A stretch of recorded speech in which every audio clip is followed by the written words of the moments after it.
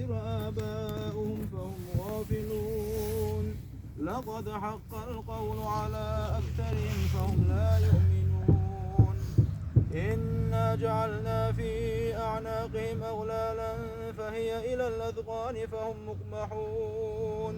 وجعلنا من بين أيديهم سدا ومن خلفهم سدا فأغشيناهم فهم لا يبصرون وسواء عليهم أأنذرتهم أم لم تنذرهم لا يؤمنون إنما تنذر من اتبع الذكر وخشي الرحمن بالغيب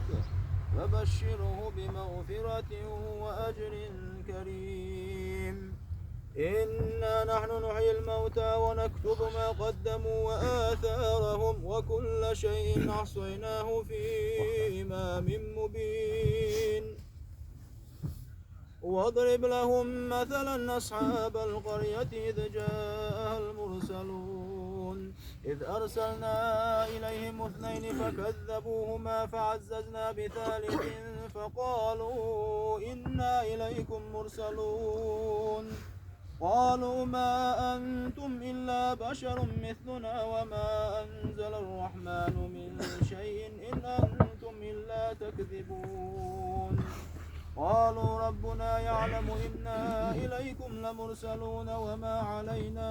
إلا البلاغ المبين قالوا إنا